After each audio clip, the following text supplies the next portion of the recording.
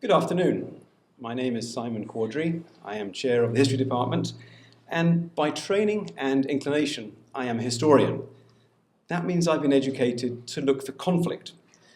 Historians work to uncover conflict in all of its forms, familiar and unfamiliar.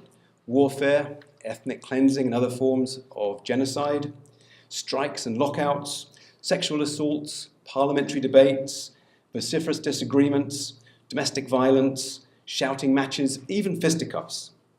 We do this because conflict helps to explain the past, because conflict provides narrative coherence. Conflict offers dramatic moments when long-running trends finally burst into the open.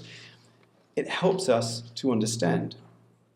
Yet, as I look around this room and I see a kind of a transitory, congenial human fellowship, I see something that's characteristic of many social interactions.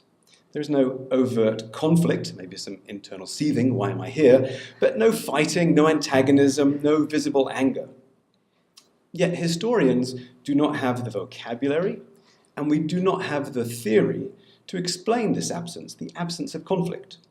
As a result, we tend to ignore or to marginalize those moments when trends without conflict, either implied or obvious, occur. But those moments, those trends are found in multiple contexts and across many centuries. In fact, it's not too far-fetched to argue that most people, most of the time, do not engage in conflict. What does that mean for our understanding of the social order? Well, let's approach that question by shifting the terms of debate. Instead of asking negative questions about the absence of conflict, let's ask positiver questions about mutualism. Mutualism, the idea at its most basic that what unites us in common is more important than what divides us. Here are some ways of understanding mutualism, of moving away from conflict, of mutualism as an ideology, as a set of ideas that are conducive to harmonious interactions. Mutualism as a practice as a way of organizing human relations. Mutualism, it must be said, as a rarely discussed topic, and yet to be grandiose in a world of 7.5 billion people, perhaps mutualism as a strategy for survival. Happily, we're not starting from nowhere. There are numerous instances of mutualist expressions. Here are some examples. Here is a contemporary sociologist linking mutualism to the gift relationship. A 19th century labour union, the Amalgamated Society of Railway Servants, seeking to bridge the gap between employers and employees.